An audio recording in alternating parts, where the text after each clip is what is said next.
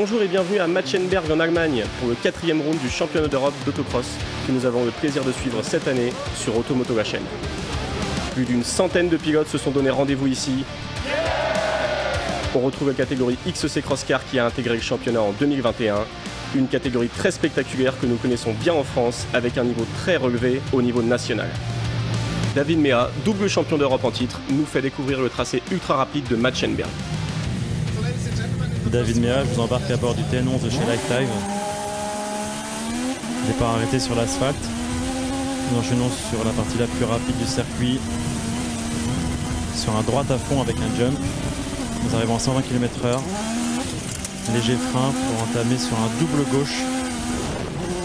Où il faut vraiment favoriser la sortie puisque derrière il y a une partie très rapide qui s'enchaîne avec une chicane droite et gauche. Où il faut penser un petit peu à sacrifier l'entrée pour sortir vite de ce virage. Légère descente à 120 km/h. Gros freinage avec un gauche assez serré en contre-banking assez délicat pour clôturer le tour qui fait 820 mètres de long.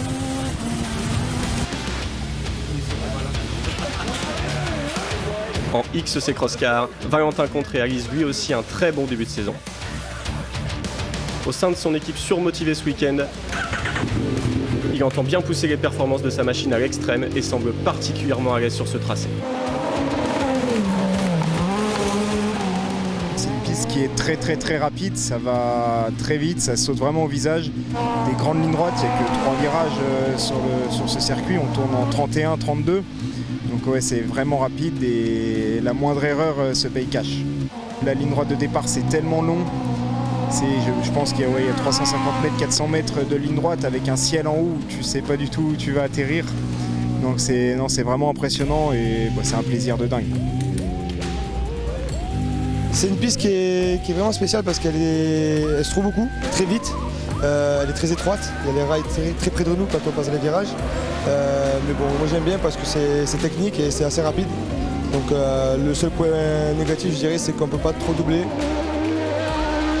C'est assez rapide, c'est étroit, mais ça va, la texture de la terre est super. Ça s'est un peu déformé là, en fin de journée, il y a eu pas mal de trous, mais ça va, la terre ne noircit pas, donc c'est top.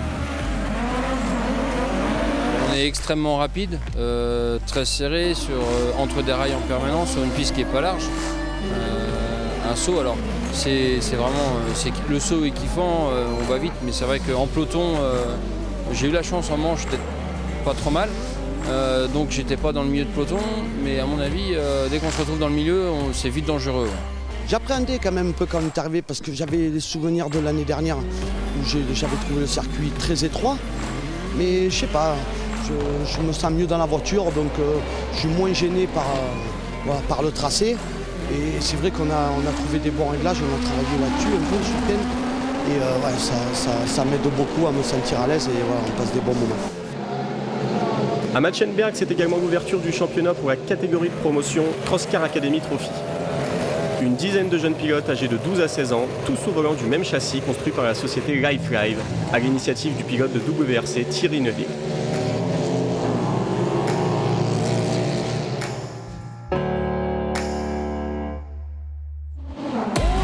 Ce n'est pas moins de 3 pilotes français qui pointent au départ de cette finale, qui s'annonce survoltée tant le niveau était élevé ce week-end avec 34 pilotes engagés. Après le premier gauche, c'est l'Espagnol Ivan Piña Chinchilla qui prend les commandes devant Valentin Comte. David Mea garde la corde tout près du rail et sort 3e. Julien Goldin, 8e à l'affût du peloton. À la redescente, le pilote du XC Willows, Valentin Comte, très en forme après sa victoire en demi-finale, se fait déjà pressant sur le pilote espagnol et son châssis se moque.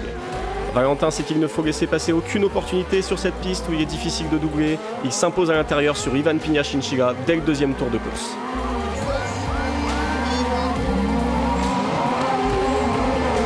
Le pilote espagnol est réputé pour ne laisser aucune chance à ses adversaires, mais Valentin démontre son talent et impose un rythme rapide qui ne permet plus à ses poursuivants de porter des attaques. Le double champion d'Europe David Mea, sur son TN11, n'a pas dit son dernier mot et revient très fort au contact de l'Espagnol. Après la course de Zilo où les deux pilotes français terminaient leur week-end sur le podium, David et Valentin confirment ce week-end qu'il faudra bien compter sur eux pour le titre en fin de saison et démontrent une fois de plus le niveau du cross-car français sur la scène européenne. Les supporters de Valentin ont bien fait de faire le déplacement à Matschenberg. Valentin impressionne par sa maîtrise.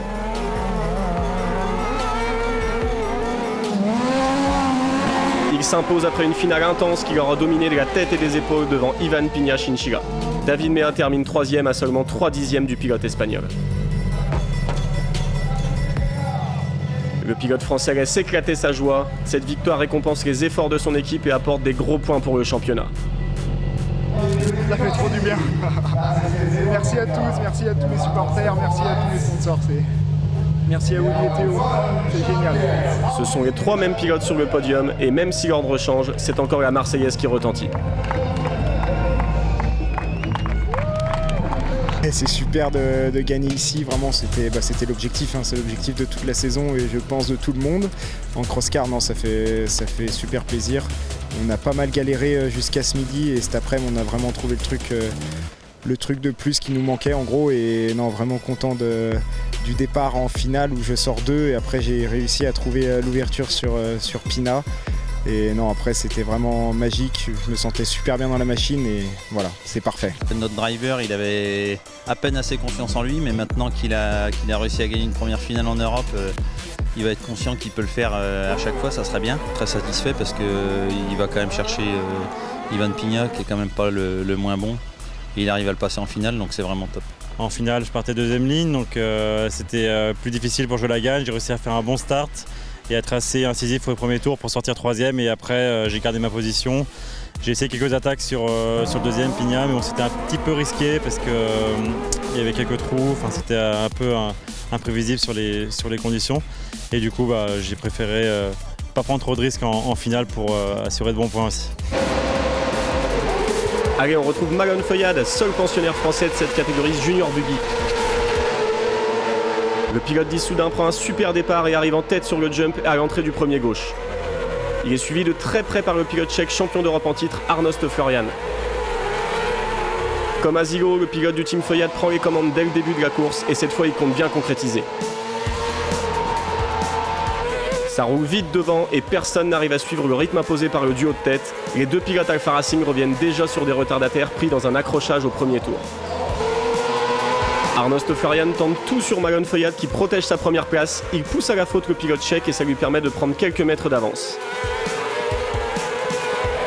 Grâce à cette manœuvre, le pilote du Team France prend sa revanche de Zilo sur Arnost Florian qui est désormais trop loin pour porter une attaque.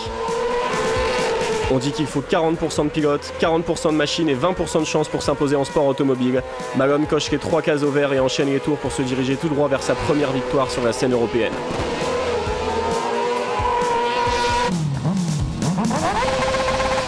Accueilli par David et Valentin et ensuite par son père Johnny Feuillade, impatient de le serrer dans ses bras, enfin Malone peut profiter de sa victoire.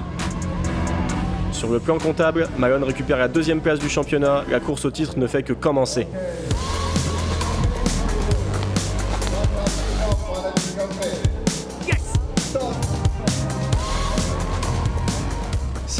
C'est magique.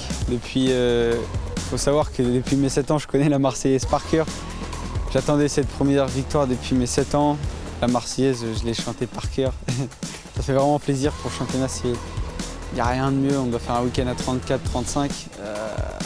C'est inexplicable un peu la sensation qu'on ressent de sauter dans les bras de mon père, que tout le team me remercie. C'est incroyable.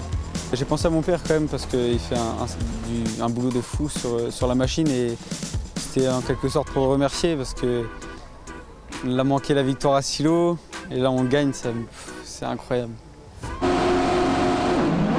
2 Français sont au départ de cette finale Buggy 1600 sur la 3e ligne, Thomas Christog et Damien Crépeau. Gros accrochage à la réception du jump et malheureusement Thomas Christog en fait partie. Damien Crépeau, quant à lui, tire son épingle du jeu et sort 5e derrière le quatuor de tête, composé de Marcus Wiebeler, suivi par Stijn Jaspers, Kevin Peters et Daniel Pitcoun. On retrouve donc 5 nationalités différentes aux 5 premières places, Allemagne, Pays-Bas, Luxembourg, République tchèque et France. Thomas Christog parvient à repartir malgré tout, mais il est très loin de l'action. Il s'arrêtera à l'avant-dernier tour de course et termine donc 9e du week-end.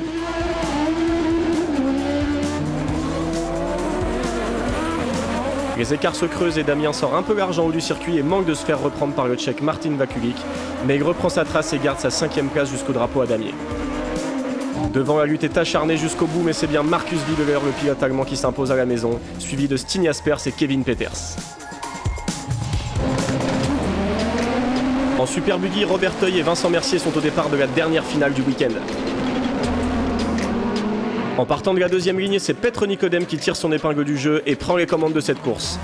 Un peu plus loin, Vincent Mercier sort large et il y a contact avec son compatriote Robert Teuil lorsqu'il tente de rejoindre la trajectoire. Heureusement, c'est sans gravité et nos deux Français pointent 5e et 6e à l'issue du premier tour de course. Aux avant-postes, on retrouve deux pilotes tchèques, Petr Nicodem et Zdeněk Antoni, ainsi que Mike Bartelen, le pilote allemand. Les deux pilotes français sont rapides et remontent sur le pilote tchèque Radek Jordak et son châssis Alfa Racing. En bas du circuit, Radek Jordak subit un problème mécanique et voit déborder de chaque côté les deux pilotes français. Vincent choisit l'extérieur et en profite pour gagner 2 places d'un coup.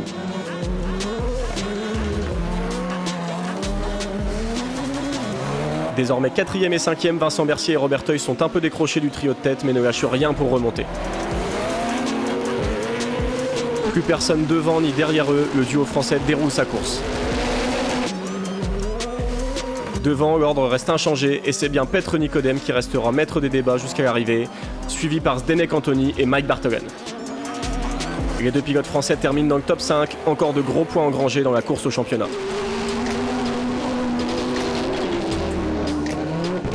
On vous quitte avec les impressions de Vincent Mercier et David Mea et on vous laisse apprécier l'ambiance à la française de la remise des prix. Il y a eu des très belles bagarres, surtout en finale avec Robert Teuil. On s'est tiré vraiment une belle bourre. La piste est très difficile à doubler ici. Ça va très vite, elle est un peu mono-trajectoire. Elle est top pour rouler tout seul, mais pour doubler c'est très dur. Et je tire quand même mon épingle du jeu en finale. On partait 7, 3e ligne. J'arrive à finir 4e. J'ai réussi à passer 2-3 pilotes. Donc voilà, on est content du week-end quand même, voilà, avec cette belle 4e place. C'est un très bon week-end pour les Français. On était nombreux, ce week-end on était 14 et 2 Marseillaises, donc c'est cool. Valentin fait une super finale aussi, il a été rapide. Bravo à lui. Et Malone aussi, super content pour lui, première victoire et il a été la chercher, donc il la mérite aussi. On a fait parler de nous, donc c'est cool.